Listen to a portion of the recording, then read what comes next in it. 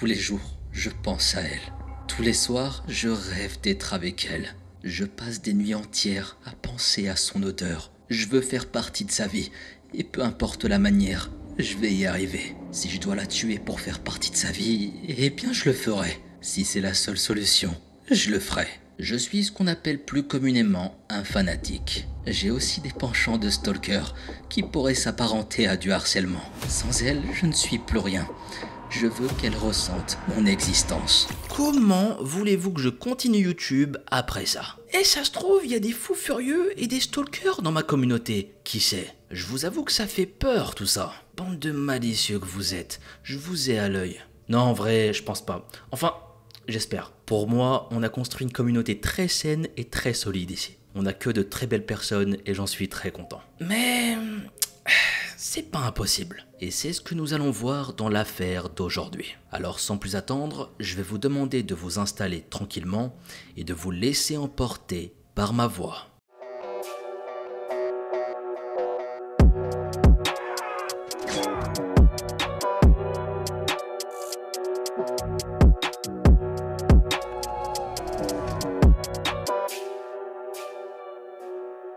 Notre histoire prend place à Orlando, une importante ville en Floride. Comme vous l'avez compris, on est aux États-Unis. Orlando est une ville importante, attirant de nombreux touristes chaque année. Les occupations y sont multiples, comme le Walt Disney ou le SeaWorld Orlando. Cette ville, ouverte au divertissement, a malheureusement été l'objet de plusieurs drames. Christina Victoria Grimmie est née le 12 mars 1994 à Malton, dans le New Jersey. Elle est la fille de Tina et Albert Grimmie. La mère de famille est réceptionniste. Le père, quant à lui, exerce dans le domaine de la télécommunication, étant employé par Verizon Communication. Ils sont déjà parents à la naissance de Christina. Marcus, leur fils, est alors âgé de 2 ans. Frères et sœurs sont très liés l'un et l'autre. La famille est très attachée à la religion et elle est d'origine roumaine et italienne. Après quelques années, la maladie frappe la famille. Tina est diagnostiquée d'un cancer du sein. Elle décide de quitter son emploi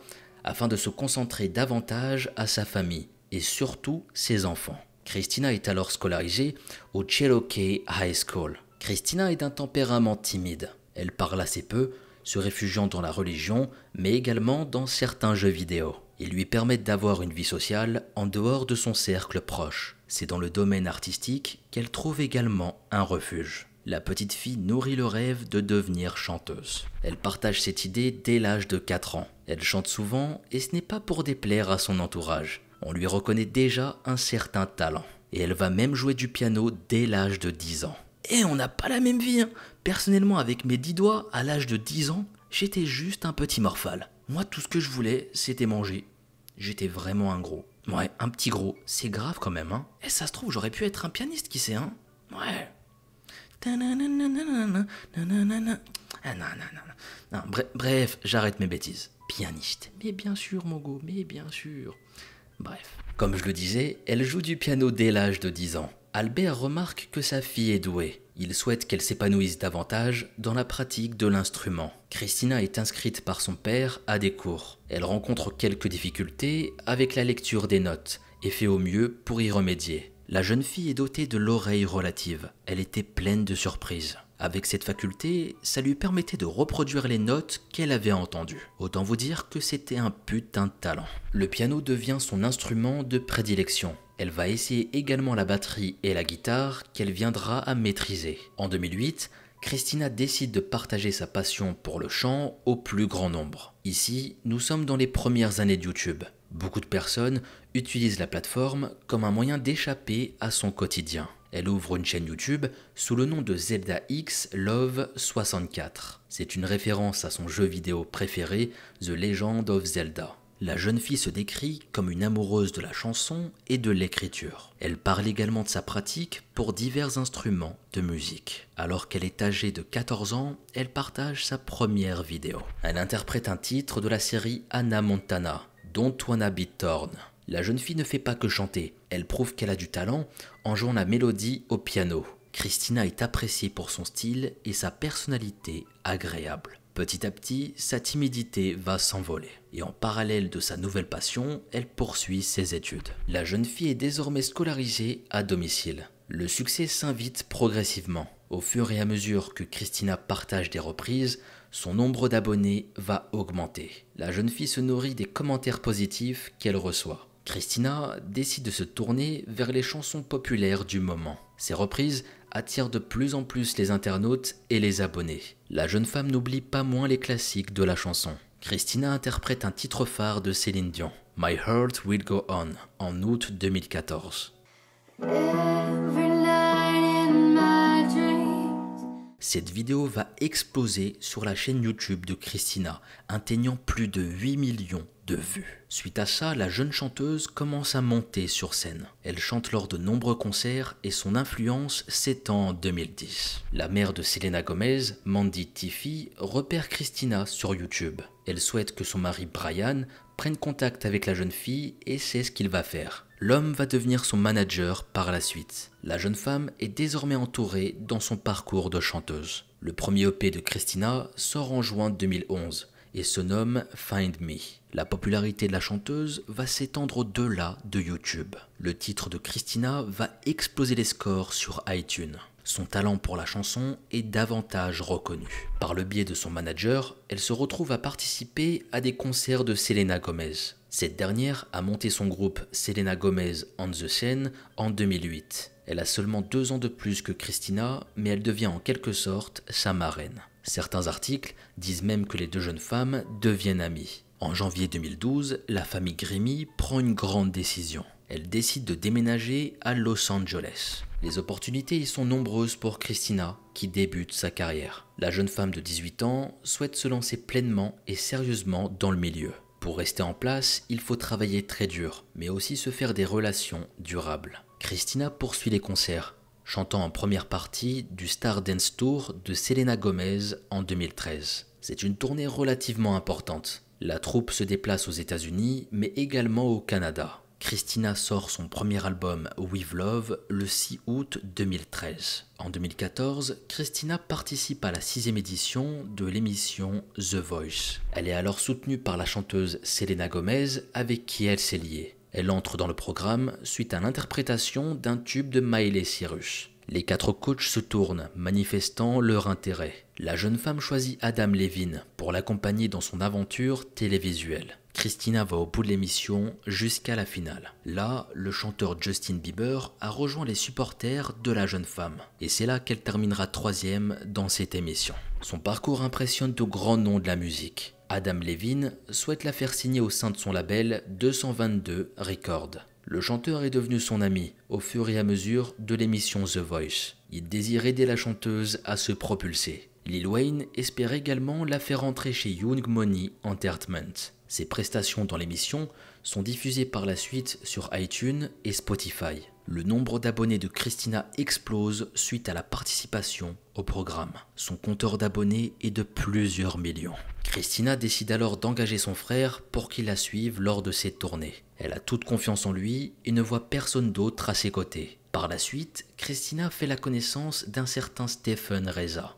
Le jeune homme, de quelques mois plus âgé, a de nombreuses casquettes. Il est auteur-compositeur, chanteur et producteur de musique à Los Angeles. Les sentiments se mêlent rapidement à la partie. Christina et Stephen se mettent en couple. Le 10 juin 2016 est une journée chargée pour Christina. La jeune chanteuse doit donner un concert au Plaza d'Orlando à 19h30. Christina accompagne le groupe Before You Exit. Elle communique sur les réseaux sociaux à ce sujet. Elle invite les fans de la ville à la rejoindre pour cette occasion. Cette demande ne va pas passer inaperçue. Entre 60 et 100 personnes se présentent au concert. La salle aurait cependant accueilli dans les environs de 300 personnes. La performance est à la hauteur de toutes les espérances. À la fin du concert, Christina va à la rencontre du public. Et ce n'est pas la première fois qu'elle fait ça. La jeune femme s'installe à une table où elle dédicace des CD ou des t-shirts achetés sur place. Elle en profite aussi pour discuter quelques minutes avec ses fans. Il y avait de nombreuses personnes, plus d'une centaine de fans qui l'attendaient. Parmi elles, il y avait un jeune homme du nom de Kevin Loeb. Alors que l'ambiance du concert plane encore, Kevin se détache du groupe. Il est alors 22h précisément. L'homme a saisi son pistolet et tire plusieurs fois en direction de Christina. La jeune femme n'a pas le temps de réagir.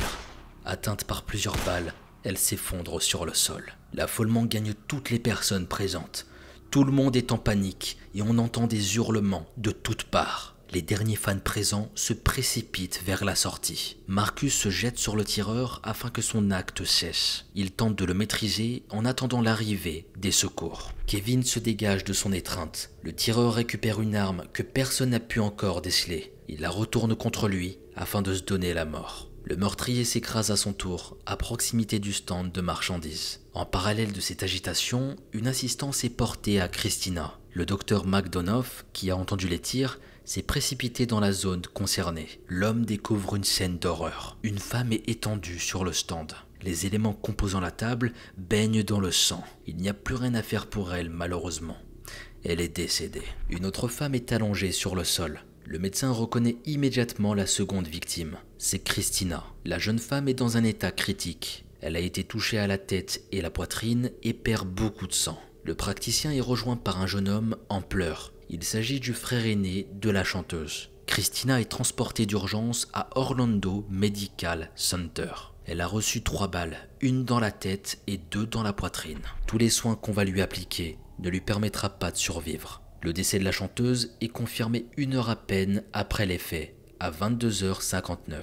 Christina n'était âgée que de 22 ans. Le corps de la jeune femme est autopsié. On confirme que ce sont les dommages causés par les balles qui ont provoqué sa mort. Le corps de son meurtrier est également examiné. Il avait encore un couteau sur lui au moment de sa mort. L'homme n'avait aucune trace de stupéfiant dans son sang. Ses capacités physiques n'étaient altérées d'aucune sorte au moment de son acte. Tout laisse penser que le passage à l'acte est dû à une altération mentale. La police enquête sur les circonstances ayant conduit au décès de la chanteuse. Le personnel de sécurité ne disposait d'aucune arme. Cependant, les sacs étaient fouillés avant d'accéder au lieu de concert. Personne ne sait comment le meurtrier est parvenu à entrer armé dans la salle de concert. Le suspect est identifié sous le nom de Kevin Loeb. Il n'est pas d'Orlando. Les policiers retrouvent son domicile et les effets personnels du meurtrier sont récupérés. Son portable ainsi que son ordinateur sont fouillés dans le but de comprendre ce qui a mené à la tuerie. Il est établi que Kevin Loeb ne connaissait pas personnellement la chanteuse. Maintenant, il est temps de faire la présentation de l'homme qui a causé cette tragédie. Ensuite, on reviendra sur le récit du sinistre jour du concert. Kevin James Loeb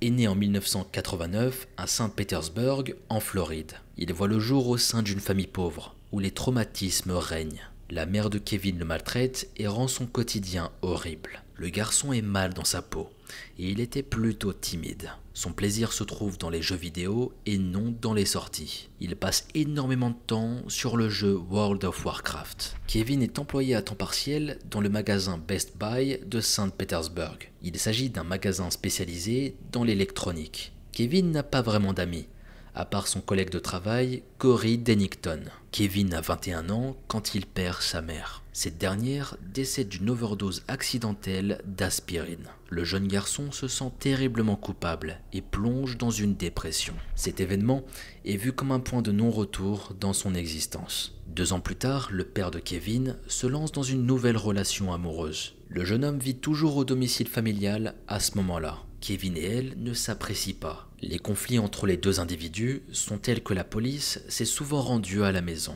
En 2013, Kevin casse le poignet de la compagne de son père lors d'une dispute. 1 an plus tard, c'est le père du jeune homme qui demande à la police d'intervenir. Là, il n'a aucun contrôle sur son fils. Malgré les problèmes avec sa belle-mère, le jeune homme n'avait pas de casier judiciaire. En 2015, comme de nombreuses personnes avant lui, Kevin tombe sur une vidéo de Christina. Le jeune homme ne connaît pas la chanteuse à ce moment-là. Il n'a pas suivi son parcours dans le programme The Voice, ni même ses débuts sur YouTube. Kevin est immédiatement envoûté par Christina. Et ce n'est pas tant son talent pour sa chanson qu'il reconnaît. Il est attiré par la beauté de la jeune femme.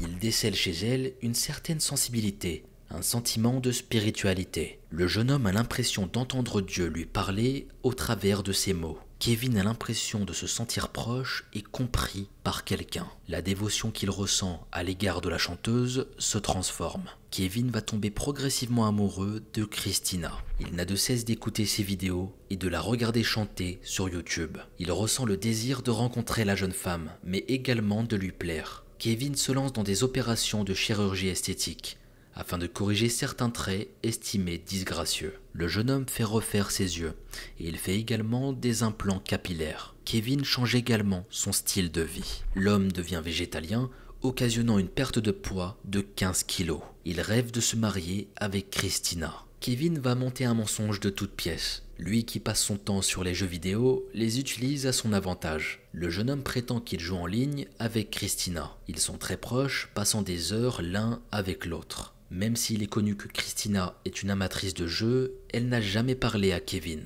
L'obstination à vouloir entrer en contact avec la chanteuse s'étend bien au-delà de l'entourage de Kevin. Le jeune homme partage beaucoup de choses au sujet de la jeune femme. Ses confidences inquiètent ses collègues de travail. Plusieurs d'entre eux en font part au gérant du Best Buy en 2016. L'affaire n'est pas vraiment prise au sérieux par l'individu. Kevin est âgé de 27 ans. Il n'est pas interdit de croire qu'une histoire d'amour est possible entre lui et une célébrité. Les projets de Kevin sont pourtant voués à l'échec. Il ne connaît pas personnellement la chanteuse. Le jeune homme ne l'a d'ailleurs jamais rencontrée. Toutes les tentatives d'entrer en contact avec Christina se soldent sur des échecs. Cela creuse un sentiment de haine dans le cœur de Kevin. Il lui dévoue sa vie depuis plusieurs mois, et là, il se sent rejeté. Le jeune homme a l'intention de se venger et met en place un plan. Il va attendre le moment propice pour cela. Christina doit se produire en concert à Orlando le 10 juin. La ville se trouve à 2 heures de route environ de là où il vit. Quelques jours seulement avant la date du concert, Kevin réalise plusieurs achats. Il achète 2 armes à feu ainsi qu'un couteau avec un cran d'arrêt. Il doit attendre 5 jours avant de les obtenir, correspondant au délai légal. Kevin les ramène ensuite chez lui, les dissimulant à peine dans sa chambre. Comme c'est un adulte, plus personne ne vient dans cette pièce. Il a désormais les éléments nécessaires à la réalisation de son projet. Maintenant, il doit songer à comment entrer dans la salle de concert sans se faire prendre. La veille du concert, Kevin fait appel à un taxi pour le conduire à Orlando. Il fait ainsi la route avec l'attirail complet dans ses affaires. La course de 170 km lui coûte 200 $, mais cela ne le dérange pas. Il se trouve un hôtel sur place et passe sa dernière nuit. Le lendemain, alors que l'heure du concert approche au Plaza, Kevin se prépare. Il a trouvé l'astuce pour garder ses armes sur lui. Il suffit de les scotcher sous ses vêtements. Le jeune homme sait que son procédé va marcher. Il a fait de nombreux essais suite à l'obtention de ses armes. La salle de concert ne possède pas de détecteur. Les agents de sécurité ne font pas non plus de palpation à l'entrée. C'est donc l'idéal pour une personne aux sinistres attentions. Le jeune homme entre sans qu'on lui émette une opposition. Kevin se trouve une place au fond de la petite salle. De là où il se trouve, il peut tout observer. Marcus, le frère de Christina, est en train d'installer le stand. C'est lui qui le tenait. Christina s'y présente après ses prestations. Kevin compte sur sa présence pour mettre son plan à exécution. Christina offre sa dernière prestation sur scène sans le savoir. Quand le concert s'achève, Kevin rejoint les fans à proximité du stand. Comme le jeune homme le pensait, la chanteuse se présente auprès de ses fans. Elle signe des autographes et prend quelques minutes avec chaque personne qu'elle rencontre. La jeune femme est encore dans l'euphorie de sa prestation. Elle ne voit pas l'individu qui dénote dans la file d'attente. Kevin est plus âgé que les autres personnes présentes autour de lui. Marcus le repère, mais estime qu'il n'y a pas lieu de s'inquiéter. Pourquoi le devrait-il d'ailleurs? Après toute cette file, vient le tour de Kevin. Christina se montre aussi joviale à son égard qu'avec les autres. La chanteuse s'attend à une demande d'autographe ou la prise d'une photo souvenir. Il n'en est rien. Le prétendu fan sort une de ses armes de sa cachette, un Glock 9 mm. L'homme tire à 5 reprises et touche la chanteuse par 3 fois. Marcus, qui est présent, défend sa sœur comme il le peut. Une femme a malheureusement perdu la vie, mais Christina est encore en vie à ce moment précis. Kevin a été maîtrisé quelques instants. Marcus pensait qu'en le désarmant, le tireur ne serait plus un danger. Cependant, l'assaillant a plus de ressources qu'il le pensait. Il prend sa deuxième arme à feu de sous ses vêtements et met fin à ses jours. Le meurtre de Christina est une tragédie, à la fois pour ses proches et ses fans. L'espoir de la musique s'en est allé, et de la plus terrible des manières. Les hommages sont transmis en masse par le biais des réseaux sociaux. Le hashtag #PrayForChristina fait le tour de Twitter. Il est repris autant par les personnalités connues que par les fans. Des photos d'elle sont diffusées afin de montrer combien Christina était aimée. Le monde de la musique est choqué. bouleversé. Les médias se détournent pourtant assez vite de Christina. Orlando connaît rapidement un second bouleversement. Une fusillade intervient 2 jours après dans la boîte de nuit Le Pulse. Fréquentée par la communauté LGBT, 49 victimes sont à déplorer. On compte le même nombre de blessés. L'auteur de la tuerie, Omar Mateen, s'est également donné la mort. Cette tragédie a énormément détourné les médias de l'histoire de Christina. Au vu de l'horreur et du nombre de morts, on ne parlait que de la deuxième affaire. Maintenant, on reprend le cours de notre récit. Les proches du meurtrier sont approchés, que ce soit par la police, mais également par les médias. Ils étaient presque tous au courant de l'obsession de Kevin pour la jeune chanteuse. Le père de Kevin l'a décrit comme un ermite. Le jeune homme quittait rarement sa maison, en dehors de ses horaires de travail. Toute son existence tournait autour de cette prétendue relation. La fascination de Kevin Loeb était sans limite. Quand il écoutait ses chansons, il nous affirmait qu'un jour Christina Grimmie deviendrait sa femme. Christina est enterrée à Malton, la ville qu'il a vue naître. La cérémonie se tient en privé, le 16 juin 2016, en présence de sa famille. Un hommage public est organisé au Fellowship Alliance de Medford. Le public s'y rassemble en nombre. Des amis, mais également des fans, se joignent dans la tristesse et l'émotion. La famille Grimmie quitte Los Angeles peu après le drame. Adam Levine, auparavant le coach de Christina dans The Voice et ami, apporte une précieuse aide. Le chanteur règle les frais d'enterrement et de déménagement des Grimmie. Des vidéos en 4 parties, réalisées pour l'EP La Ballade de Jessica Blue, sont diffusées. Elles le sont au départ sur le site américain Billboard, puis ensuite sur la chaîne YouTube de Christina. C'est Brian Tiffy, l'ancien manager de Christina, qui en a parlé. La chaîne YouTube de la chanteuse comptabilise alors plus de 3 millions d'abonnés. Ces vidéos ont été visionnées plus de 300 millions de fois. Une fondation en hommage à la jeune femme est fondée 1 an après sa disparition. Des EP et des singles de Christina sortent à titre posthume dans les premiers mois de l'année 2017. Les fans de la jeune femme sont toujours au rendez-vous. Ils accueillent cette voix chère qui ne chantera plus jamais face à eux. Tristement, le premier album de Christina a été le dernier à sortir de son vivant. Le petit ami de Christina est tout aussi inconsolable que ses proches. Stephen se réfugie encore plus dans la musique. Le jeune homme révèle une chanson où il mêle sa voix à celle de Christina en avril 2020. Il ne souhaitait pas partager ce morceau, mais une triste révélation lui a fait changer d'avis. Stephen s'est vu diagnostiquer d'un cancer avancé au cerveau l'année précédente. Il a toujours une pensée pour Christina, notamment pour son anniversaire. Stephen est toujours actif dans le milieu de la musique. Il a sorti des titres en 2023. Ici, j'aimerais terminer mon récit par des réflexions personnelles. Comme vous l'avez vu, je n'ai pas beaucoup exprimé mon opinion au cours de cette histoire. Mais chaque chose en son temps, comme on dit. J'y viens. La priorité ce soir était pour Christina, dans le sens où le phénomène qu'elle a vécu n'était pas un cas isolé. Vous avez certainement en tête de nombreux noms de célébrités, pas seulement dans la musique. Les stars, comme on aime les appeler, ont leur lot d'admirateurs. Certains fans, avec l'obsession, deviennent des stalkers, comme je le disais en intro. Ils vont suivre les stars qu'ils aiment jusqu'à aller à leur domicile. Ouais, des fous furieux, faut le dire. Ce phénomène s'est développé encore plus suite à l'arrivée et l'utilisation des réseaux sociaux. Les créateurs de contenu sur YouTube et les streamers sont devenus les nouvelles cibles. Ils ont commencé à recevoir des messages par milliers, par les réseaux sociaux et autres moyens. Ces fans obsessionnels s'imaginent des relations, à l'instar de Kevin Loeb pour Christina. Les personnalités ne sont pas toujours au courant de ce qui se trame. Et même s'ils le sont, ça change rien. C'est assez rare que les autorités interviennent suite à ces harcèlements. Et ça peut se vérifier sur Twitter. Il y a de nombreux threads concernant ce genre de cas. Des stalkers, des harceleurs, des messages complètement barjots. Et quand je dis barjots, c'est pas pour rien. Des insultes, des menaces de mort, Enfin bref, vous comprenez le truc. Et les réseaux sociaux, faut pas croire, mais c'est flippant. Très très flippant. Tout ça pour vous dire que l'affaire de Christina Grimmie nous montre à quel point il y a des fous furieux sur cette terre. Donc avoir des fans c'est peut-être cool, mais ça peut vite devenir dangereux. On se retrouve pour la conclusion de notre affaire. Et franchement, faut se le dire, cette histoire fait peur. Se faire tuer par un fan qui rêvait de se marier avec elle. On est dans un niveau de folie qui fait froid dans le dos. Christina Grimmie était une jeune fille simple et réservée. Ce qu'elle souhaitait depuis l'enfance, c'était chanter.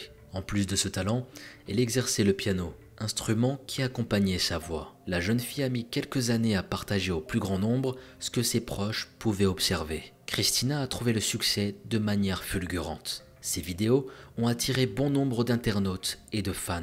Des personnalités du milieu de la musique sont alors tombées sur ses interprétations. Entourée de connaisseurs, les opportunités de Christina ont gagné en importance. Elle a commencé à donner des concerts pour des occasions spéciales. Sa popularité grandissante, la chanteuse s'est retrouvée sur le plateau américain de The Voice. Elle a convaincu un peu plus les personnes du milieu qu'elle avait sa place. Son destin était tracé. Mais la célébrité va de pair avec un phénomène que l'on préférerait ne pas connaître. Certaines personnes tombent dans le fanatisme. Elles ont l'impression de connaître ces personnalités, au point d'imaginer une relation amoureuse. C'était le cas de Kevin Loeb à l'égard de Christina. Il a découvert la chanteuse à un moment difficile de sa vie. Il a vu un signe spirituel et des sentiments sont nés de son côté. Mais dans sa quête de rentrer en contact avec la jeune femme, il a perdu ses espoirs. La haine a pris le pas sur ses sentiments. Kevin a pris une terrible décision, celle de se venger d'une femme qu'il ne connaissait pas. Il a pris la route de son concert avec des armes.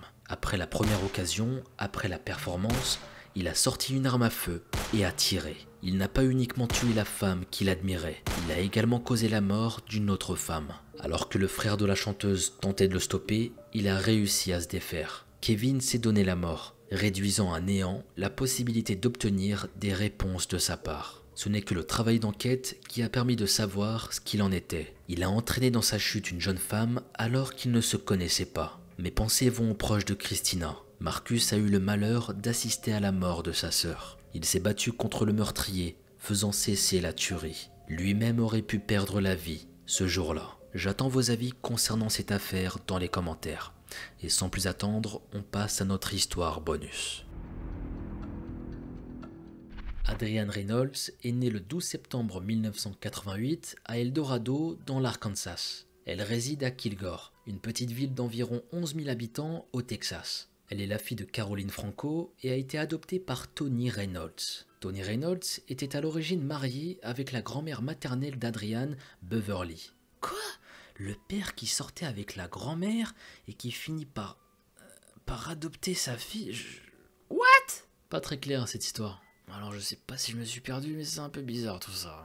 Bref. Tony a décidé d'adopter la jeune fille à cette époque, car Caroline, la mère d'Adrienne, était très jeune lors de sa naissance. Elle aurait vécu quelque temps chez eux avant de retourner auprès de sa mère. Le mariage entre Tony et Beverly ne dure pas, et Tony se remarie ensuite avec Joanne. Ici, je vous avoue que c'est l'une des premières fois où c'est un fucking bourbier dès le départ. On a du mal à cerner la relation entre le père, la mère et la grand-mère d'Adrienne. Mais je me devais de vous en parler et de nous mettre dans le contexte parce que c'était plutôt important. Et concernant les métiers des parents de la jeune fille, eh bien il n'y a aucune info à ce sujet. Enfin bref, reprenons et on se concentre. Adrienne vit avec sa mère et son beau-père jusqu'au début de son adolescence. Caroline décrit sa fille comme timide et calme, mais s'ouvre facilement quand elle connaît la personne. La jeune fille est passionnée de chant, et ça lui arrivait de chanter lors de certaines occasions, comme des réunions de famille par exemple. Elle avait un talent avec sa voix, tellement beau que ses professeurs ont affirmé qu'elle pouvait faire pleurer ceux qui l'écoutaient. Moi aussi je peux faire pleurer ceux qui m'écoutent,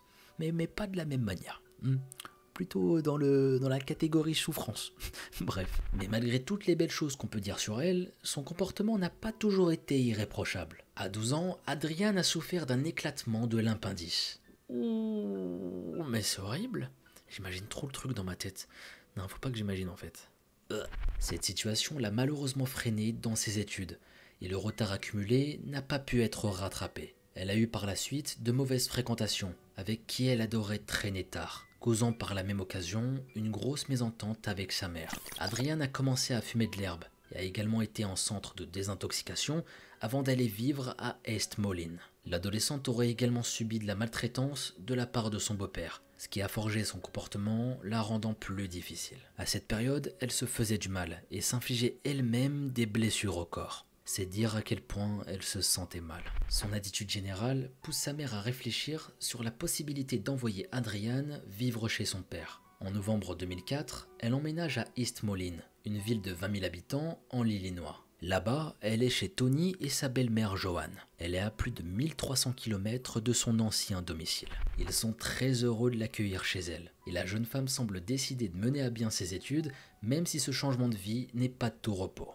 Adrian souhaiterait entrer dans le corps des Marines des États-Unis et obtenir son diplôme qui lui permettrait d'accéder à ce domaine. Elle trouve alors un emploi à temps partiel dans un restaurant, afin de gagner des sous juste après les cours. Elle va entrer au Black Hawk College Center à l'automne 2005 dans l'espoir d'obtenir son GED. En gros, le GED, c'est un diplôme de fin d'études un peu comparable au bac en France. Il s'agit d'un lycée alternatif pour les adolescents ayant rencontré une scolarité difficile, à l'instar d'Adrian. Par le biais de cette école, la jeune fille lie de nouvelles amitiés et fait la connaissance notamment de Corey Gregory et de Sarah Kolb. Et pour info, le prénom Corey est masculin ici, chose que je ne savais pas. Donc c'est juste pour vous informer. Maintenant, je vous propose d'en savoir un peu plus sur ces deux nouveaux amis. Sarah Kolb est née le 23 avril 1988 et elle réside avec sa mère et son beau-père à Milan, en Illinois. Corey Gregory, quant à lui, est né le 2 novembre 1987. Ils ont respectivement 16 et 17 ans au moment de notre histoire. Sarah est une adolescente brune qui arbore un style gothique et qui est populaire au sein de l'école. Elle est surnommée par des camarades The Queen of the Freaks, ce qu'on pourrait traduire par la reine des monstres. Pas très gentil dit comme ça. Il n'est pas évident de cerner la jeune fille, qui aurait prétendu avoir été abusée dans son enfance. Toutefois, elle est réputée pour ses mensonges, comme si elle souhaitait qu'on lui porte un peu plus d'attention. L'adolescente s'est également mutilée, ce qui a été un moteur de renvoi de son ancien lycée. Elle a été victime d'harcèlement et d'agression lors de sa scolarité. Sarah est bisexuelle et s'intéresse à la nouvelle arrivante. Corey et Sarah sont amis depuis qu'ils se sont rencontrés dans leur école. Ils ont d'ailleurs entretenu une relation amoureuse avant que l'adolescente y mette un terme. La relation n'engageait pas Sarah et Corey de la même manière, les sentiments du jeune garçon n'étant pas réciproques. Sarah a un petit copain, Sean McKittrick. Quant à lui, Corey est décrit comme timide et peu bavard par son entourage. Il est toujours amoureux de Sarah et lui est dévoué, au point d'être assimilé à un petit chien à sa botte et capable de tout faire pour elle. Les adolescents sont inséparables et se retrouvent dans leurs goûts musicaux. Ils se complètent parfaitement. Ils séchaient souvent les cours pour écouter de la musique et fumer de l'herbe. Ils sont tous les deux des jugalos. Et qu'est-ce que c'est, vous allez me dire? Je vais vous expliquer. C'est un terme utilisé afin de réunir les fans du groupe Insane Clown Posse. Le groupe va sortir un titre du nom de Jugla en 1992. Le terme jugalo sera utilisé que bien plus tard, vers la fin des années 1990, afin de décrire la communauté entourant le groupe. Ils ont leur propre code, caractéristiques et façon de s'habiller. Et les jugalos sont vus comme des clowns gothiques, utilisant du maquillage noir et blanc. Ils apprécient le rap hardcore, l'horrorcore, dont les membres de Insane Clown Posse ont adopté le style de musique. Les trois adolescents commencent à se côtoyer grâce à cette passion commune pour la culture jugalo, et à partir de là, une étrange dynamique se met en place. Si Sarah semble intéressée par Adrian, celle-ci souhaite plutôt expérimenter une nouvelle approche de sa sexualité sans renier son attirance pour les garçons. Sarah et Adrian passent beaucoup de temps à discuter au téléphone et aussi par SMS. Adrian entretient d'étroits rapports avec Sarah et Corey, n'hésitant pas à flirter avec ce dernier. En apprenant cette situation, Sarah est prise de jalousie. Elle voyait d'un mauvais œil cette amitié naissante entre Corey et Adrian. Sarah ne voulait partager avec personne, il en était hors de question. Ça la rendait folle et jalouse de voir ça. Et en réalité, Adrian souhaite bien plus qu'une relation amicale avec Corey, ce que Sarah découvrira par la suite. Elle qui aurait bien voulu sortir avec Adrian, elle ne souhaite pas que son ami lui soit pris par la nouvelle. Sarah se rend compte de l'attention que portent les garçons à Adrian, ce qu'elle n'accepte pas non plus. Elle a pendant un temps négligé Corey afin de se rapprocher de sa nouvelle amie, dans l'intention que le statut de leur relation évolue dans le sens romantique du terme. Adrian envoie un mot à Corey, lui exprimant l'envie de sortir avec lui. Celui-ci fera part de ce message à Sarah, et autant vous dire qu'elle était folle de rage. L'adolescente était totalement hors d'elle, en colère. Sa propre attirance pour Adrian se transforme progressivement en jalousie, et même en haine. Et tout ça effaçait les sentiments qu'elle avait pu ressentir à son égard. Corey était toujours attaché à elle et semble prendre son parti. En décembre 2004, une violente dispute a eu lieu entre les deux adolescentes après l'école. Les liens vont se rompre pendant quelques temps jusqu'à qu'Adrian veuille se réconcilier. Sarah n'était pas vraiment réceptive à la démarche de celle qu'elle voyait comme une potentielle petite amie, écrivant dans son journal son intention de tuer Adrian. Si cette note apparaît comme une blague de mauvais goût aux yeux d'autres personnes, la jeune fille envisage déjà les prémices d'un plan à venir. Elle aurait déjà exprimé son intention de commettre le meurtre, sans pour autant être prise au sérieux. Adrian était même au courant de cette envie de son ancien ami, l'ayant par ailleurs interrogé afin de savoir pour quelle raison Sarah souhaitait sa mort. Tony, le papa d'Adrian, déclara n'avoir rencontré qu'une fois Sarah et qu'elle ne lui a pas donné une bonne impression. Son look gothique et son attitude ne l'inspiraient pas vraiment, mais l'adolescente était populaire au lycée.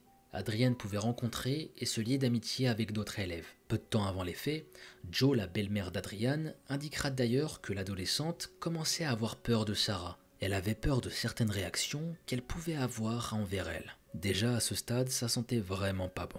On a beaucoup de signes alarmants qui montrent que ça va vite tourner au drame. Enfin bon, découvrons la suite, mais ça s'annonce vraiment pas bon. Le 21 janvier 2005, Adrian, qui devait commencer son service à 17 h ce jour-là, ne se présente pas au Checkers restaurant où elle travaille. Ses parents trouvaient la situation un peu louche. Joanne ne l'a pas vu rentrer à la maison après les cours, pour se changer. Tony et son épouse se seraient rendus sur le lieu de travail de la jeune fille sans la retrouver. Ils débutent alors des recherches de leur côté. Ils contactent toute personne susceptible d'avoir croisé leur fille.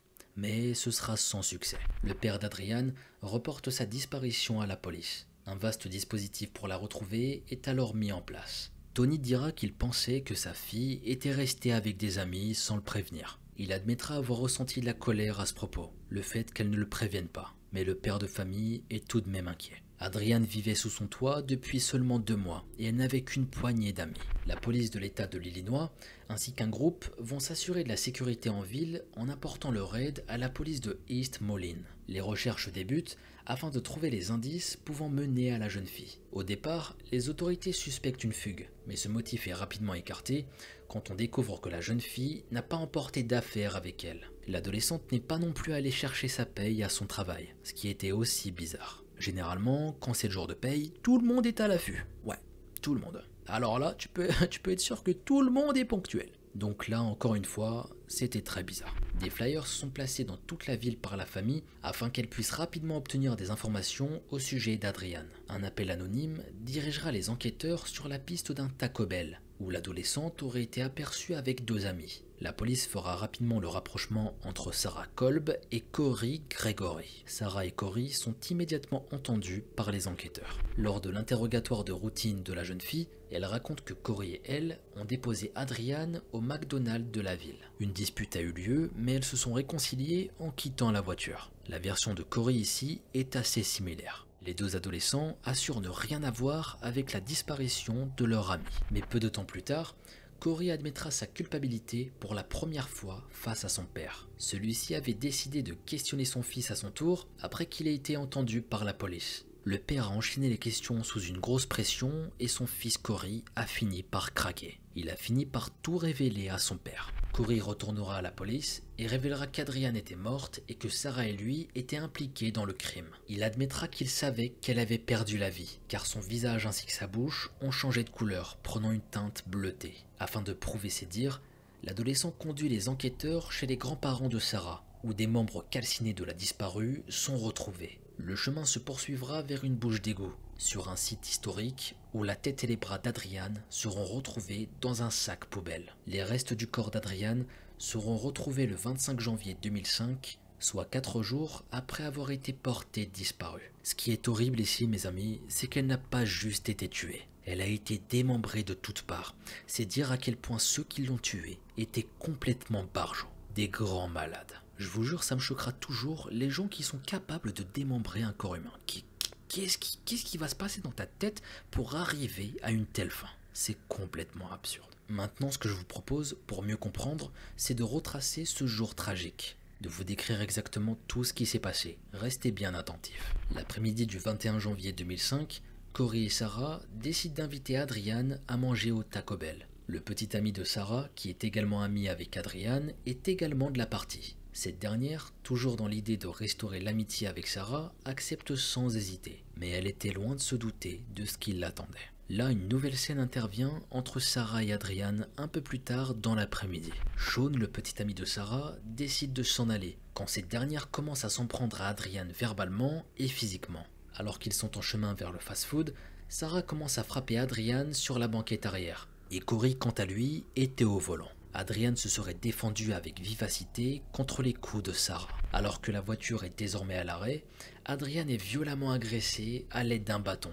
Un bâton que Sarah avait emmené au préalable. Corey saute sur la banquette arrière afin de maintenir la jeune femme. Il la maintient très fortement pour que Sarah continue de s'en prendre à elle. L'adolescente qui ne parvient plus à se défendre est étranglée à mort, avec une ceinture sur la banquette arrière du véhicule. Ils étaient garés sur le parking du fast-food, là où elle a été invitée. Après le décès de la jeune fille, le duo meurtrier prend la route de la ferme des grands-parents de Sarah. Il se trouve à Aledo, à une quarantaine de minutes de route de East Moline. Si l'idée était d'enterrer le corps dans un lieu isolé, les deux complices se trouvent contraints de trouver une nouvelle solution. En effet, tout ça s'est déroulé au mois de janvier, donc le sol était très dur à cause du froid. Il était impossible pour eux de creuser un trou. Sarah et Corey tentent ensuite de mettre le feu au cadavre d'Adrian avec de l'essence afin de la faire disparaître. Cette opération prendra 6 heures environ, mais ils ne vont pas y arriver.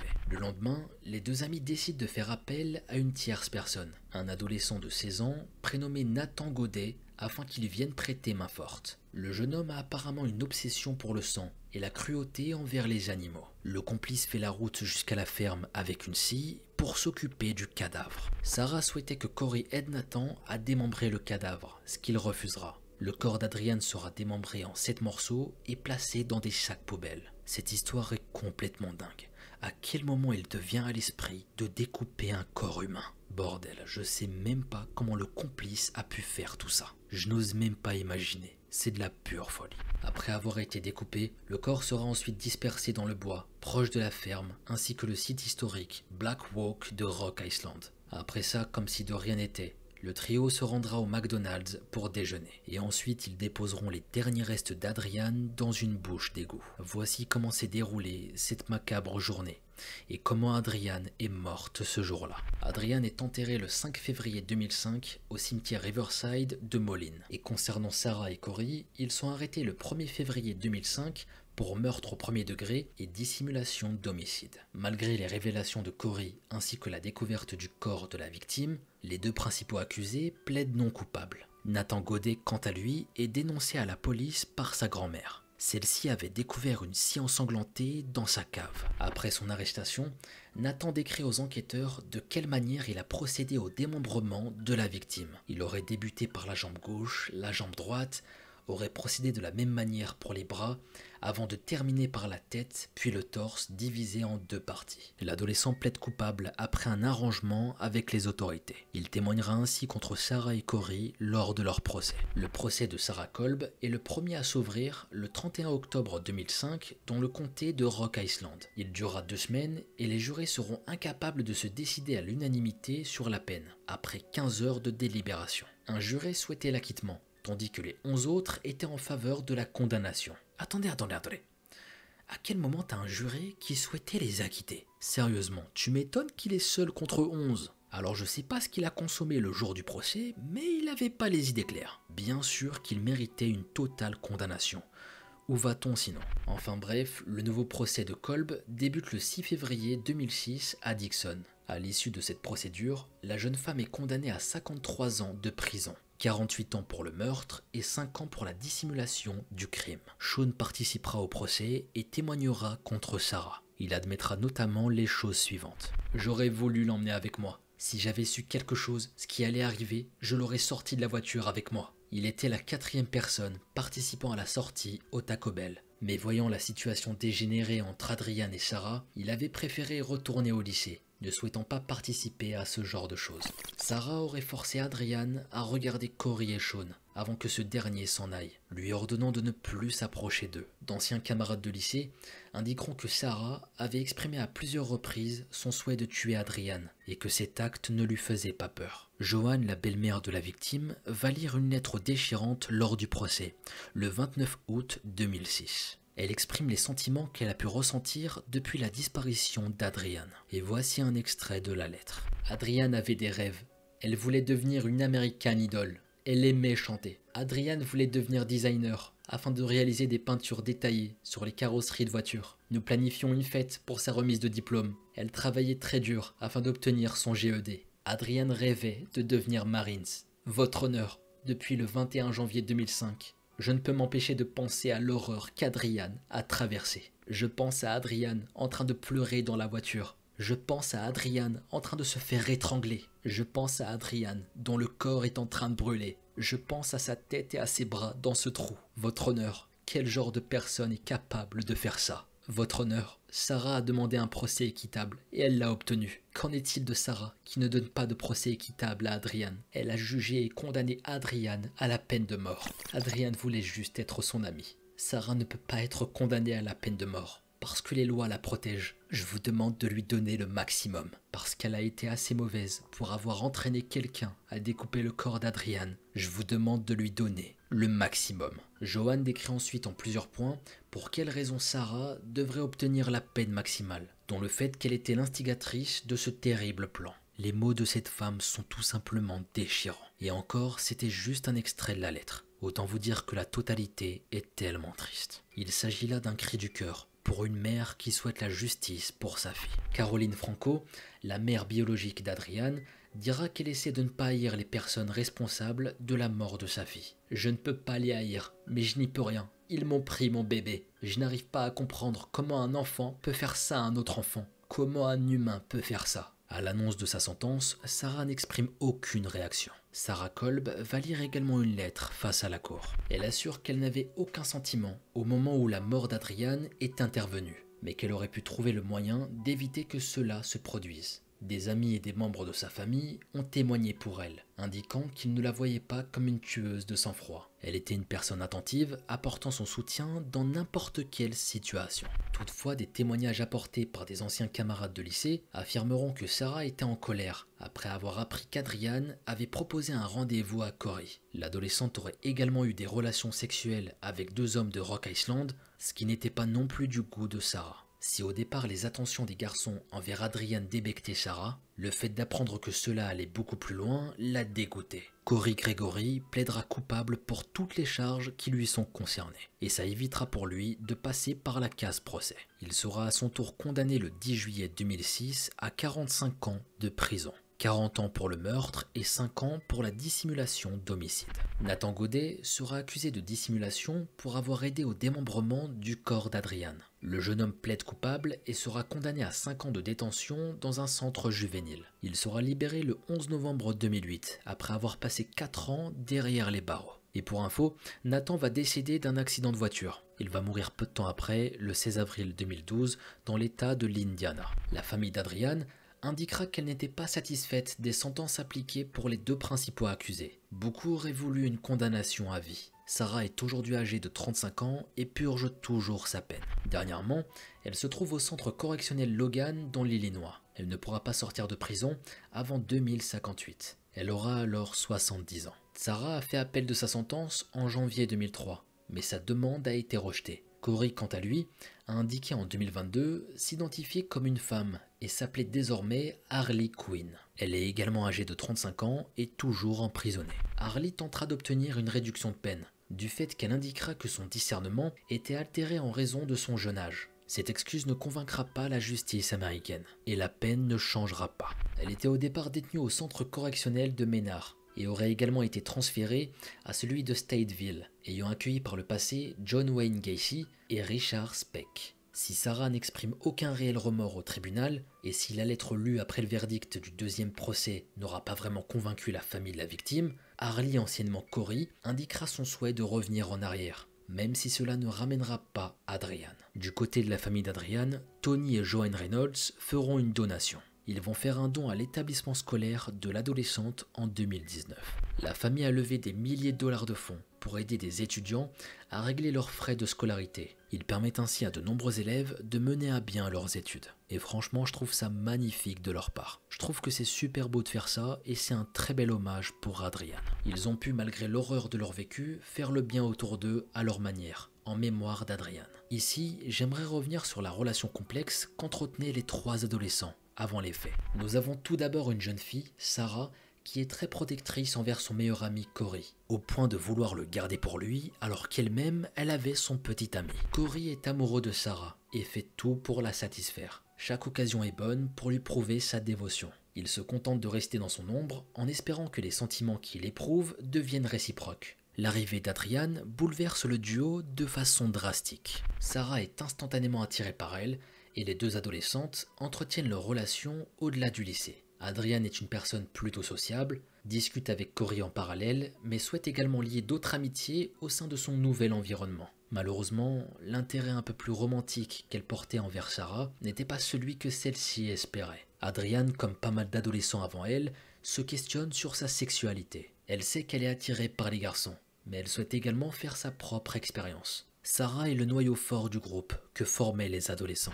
La jeune fille a un ascendant sur son entourage, décidant de faire ou défaire les amitiés comme bon lui semble. Elle est populaire et décrite comme une reine au sein de l'établissement scolaire qu'elle fréquente. Sarah a un petit ami, donc elle ne semble pas en mal d'amour. Et Cory la suit dans tout ce qu'elle fait, sans broncher. Elle a une vie normale, bien qu'elle ait rencontré des difficultés sur le plan scolaire et qu'elle consomme des drogues douces. Ici, on ne sait pas vraiment quels étaient les sentiments de Cory envers Adrian.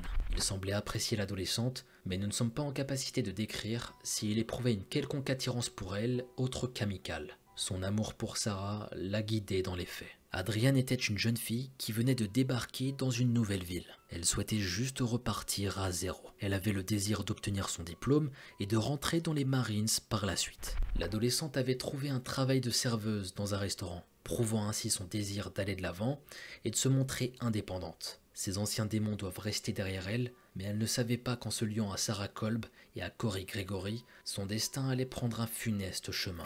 Ce que l'on comprend après les faits, c'est qu'Adrian n'avait non seulement pas le droit d'avoir sa propre vie, de plaire ou de sortir avec des garçons, encore moins avec Cory. Sarah souhaitait qu'une réelle relation amoureuse naisse entre les 2 jeunes filles. Si Adrian ne voulait pas d'elle, elle n'avait pas le droit d'aller voir ailleurs, et elle devait donc disparaître. Ainsi se termine l'histoire d'Adrian Reynolds, celle d'une jeune fille qui souhaitait juste se faire des nouveaux amis dans sa nouvelle vie. Cette histoire, elle est juste dingue.